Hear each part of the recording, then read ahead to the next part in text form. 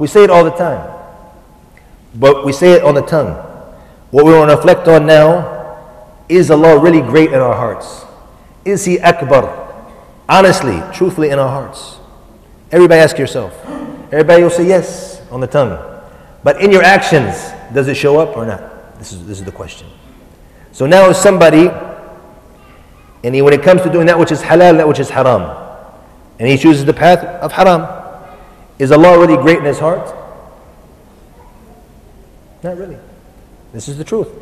And they say, we have an expression we say in I say we say in America, because I say we say in English sometimes, I find that the English don't say the same things we do. So we say in America. The truth hurts.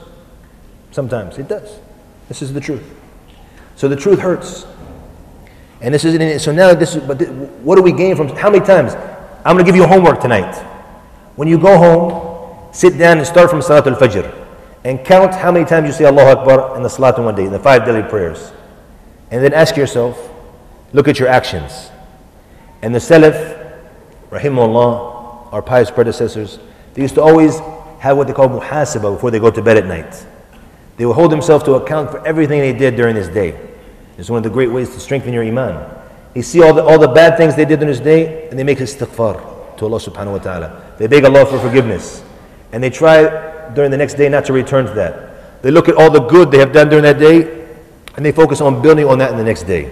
This muhasabah, they hold themselves to account at night.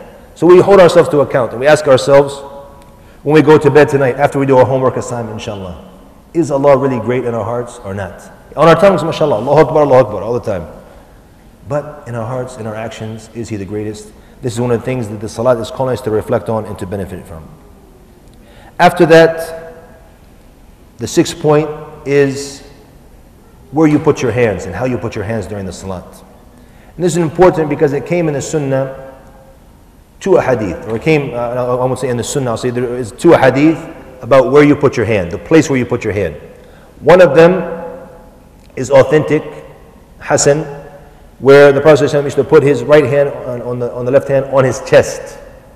And the chest area, as the scholars of Islam described it, it's this area here, right on the bottom, between the stomach and the chest. Not up here, as some brothers you find them choking themselves. No. It's here, this is the chest area.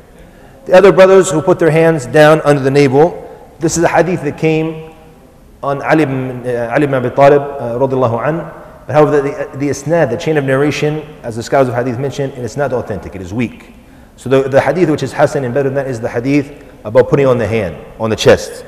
And then it came in the Sunnah of the Prophet ﷺ, 6 different ways of putting the hand. Now we've got it's on the right and the left is the first step. The second step is on the chest. How you put it on the chest, there's 6 different sunnahs to do. It's actually 3 times 2, which equals 6 at the end. So now you put it like this. This is one way. The second way, when you put it in the middle like this, and then another way, the third way, closer like this. So these are 3 different ways. These are 3 different ways. We start here, here, and then you have to here, and then you have to the left side. So this now is 3 ways to put the hand. The third way is when you grab it. They used to grab it sometimes, not like the 3 fingers like some of our brothers do, like this. No, grab with the whole hand. You grab from this area, and sometimes grab it from this area, and sometimes grab it from this area. So this equals 6 different ways of holding the hands on the chest during the Salat. What we want to reflect on is some of the benefits from this. Imam Ahmad rahimahullah, he said, it's dhul bayni yaday aziz. That it's a type of humbleness between, or standing in front of He who is great. It's a humble stance. And that's why the Prophet ﷺ chose this stance in his Sunnah, because it's a humble way of standing in front of Allah subhanahu wa ta'ala. When you put your head down and you put your hands like this, you'll see this type of humbleness, and it reminds you of that the Muslim must be humble in front of Allah subhanahu wa ta'ala. And it reminds you that the Muslim, he's in need of Allah subhanahu wa ta'ala. And it reminds you also that a Muslim must be humble in all aspects of his life. The 7th point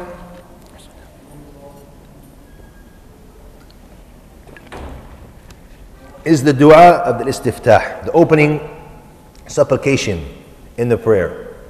And there are different types of supplications you can find. And you can go back to the books of the Sunnah, and I would recommend for learning the methodology of how the Prophet ﷺ used to pray, the book of the great scholar of hadith, Sheikh Muhammad Nasiruddin al-Albani rahimahullah. Sheikh al-Albani's book, The Prophet's Prayer Described, or Sifat Salat al-Nabi sallallahu alayhi wa sallam, as it is in Arabic. It's one of the best works, I believe, in how to pray. And the Sheikh, in the beginning of the book, he mentions the correct methodology of the scholars themselves. He brings what Abu Hanifa rahimahullah says about following the Sunnah. And he brings what Imam Malik and what Imam Shafi'i and what Imam Ahmed rahimahullah, what they say about following the Sunnah. As an introduction, teaching the student who's reading this book and wants to learn the proper methodology. It's not what you found any of the four Imams on, even though they're great Imams and we all love them. But what's important is that we follow what they say by implementing in the Sunnah. So the Shaykh, he goes now and he shows you this is the hadith and it's found in this book. So alhamdulillah, the Shaykh was able to have the original book. It's 3 volumes. It was printed after the Shaykh's death. But the small book, which is in one book, I actually had it with me, I forgot to bring it today, I'm sorry. But you can find it, it's easy, alhamdulillah, available everywhere. The description of the Prophet's prayer by Shaykh al-Albani rahimahullah. The du'a of istiftah, or the opening supplication you make for the prayer, there's different types you can do, a whole bunch of them. But why are there different types? What is the hikmah, the wisdom behind the Prophet ﷺ saying different types of supplications in the beginning? To make it easy for the ummah. What else? Naam? Mumtaz. This is one of the most important points the brother mentioned, so it doesn't become a common what? Like a custom or rotation that you do in your life. You're just doing a certain thing. Because we don't want also it gives life to the prayer. When you do different things, different types of sunnah, and then also each supplication has different benefits in it, and different things, the dua in itself, different meanings. So it calls you to reflect on it, and not to make your prayer a routine. So now when you have different types of sunnah, you memorize one today, next week you memorize the second one, then you memorize the third one, you'll find you're always changing it around. And that's why Shaykh al-Islam, rahimahullah, he mentioned the importance of always changing and doing the different types of sunnah. Because it revives the sunnah, first of all, and it gives you different types of, it gives life to your worship. And in all aspects. And even, for example, if you look at the adhan, there's 2 ways the adhan has been confirmed in the sunnah. So now we try sometimes maybe to do the different adhan in certain countries if it's okay, depending on what the awqaf in that country say. But the countries who don't have problems with that, then they should do the different types of sunnah all the time. And you remind yourself of of reviving the sunnah in all aspects of life. That's some of the hikmah behind it. Also, but what I want to focus on when we're talking about the dua istiftah, what is the goal of it? Why did the Prophet ﷺ have this introductory supplication in the beginning of the prayer? Some of the things that I found our scholars mention, they said it's actually like an introduction from the heart to the prayer. It's like an introduction. You're reminding yourself, because now you want to focus on al-Fatiha, you want to focus on your ruku', on your sujood. So it's like an introduction.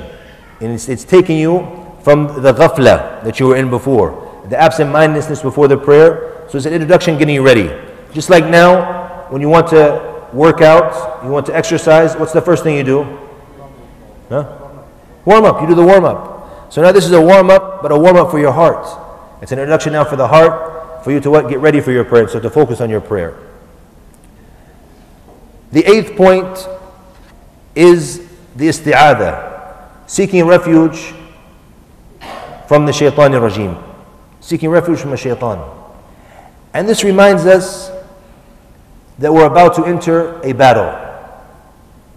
And we mentioned last night that we're constantly in a battle with the Shaitan. And we mentioned the example of waking up for Salat al-Fajr. Do you wake up on time? Do you make it a little later before the time goes out? Do you go to the masjid, not go to the masjid? We're in constant battle with the Shaitan. But more so in the Salat. The Shaitan, he focuses. And all of us know this. He reminds you of everything in the Salat. Now, on our mobile telephones, what do we have to help us memorize the appointments we have? We have the daily reminder. Shaitan comes to you with a free daily reminder every day in the Salat. Reminds you of everything that you need. What you need for next week, what you should have done last week, what you should be doing today. He comes to remind you, oh, by the way, it's important, don't forget. You're like, oh yeah, it's true. So you're thinking, you lose it. The Shaitan, he focuses on ruining our prayer for us. Because he knows, I told you last night, he's faqih. He has fiqh in the religion, he knows. He knows how important the salat is for you, to be successful in your life. He doesn't want you to be successful. He doesn't want you to go to Jannah. He doesn't want you to find peace of heart. So he's going to focus on destroying the key to that, which is the salat. He's going to focus on the salat and try to ruin it for you. So this is a reminder to us that we're about to go to war with the shaitan. And it's a reminder to us that we're in constant battle with the shaitan in everyday life as well. It reminds us of in prayer and also outside of the prayer. Something interesting I found that Imam Ahmed said, rahimahullah. He said that what you gain from your salat and the dunya, or how easy it is for you to be successful in your salat and the dunya, this will be how easy or successful you will be in the hereafter. Pay attention. Yani what you gain from your salat. Because it came in a hadith, you get some of it, some reward for a part of it, or half of it, or less than that. Depending how much effort you put into battling the shaitan and focusing on benefiting from your salat. You'll get the reward for it. As it came in the hadith, that some of it will be thrown back in your face. It says you didn't take care of your prayer, and it gets thrown back in your face and not accepted from you. So now, Imam Ahmad said, the success you have in your prayer, benefiting from your prayer in this dunya, this will equal the success you will have on the Day of Judgment, subhanAllah.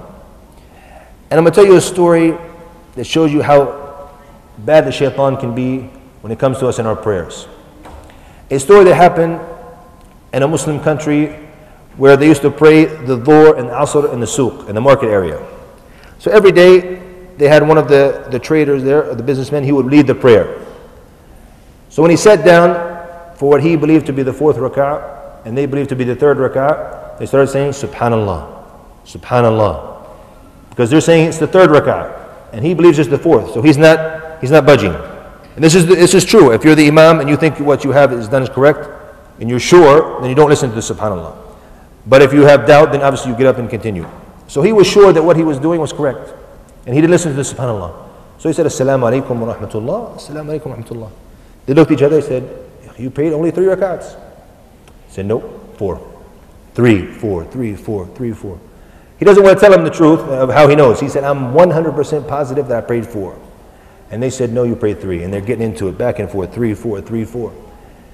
So he said, look, I said, I'm going to break it down to you. He said, in this souk here, in this marketplace, I have 4 stores. And every day when I pray, I lead you guys in dhuhr, I go to each store. He said, in the first rak'ah, I go to the first store and see what's going on in the store, what do I need? I need new stock, I need new this.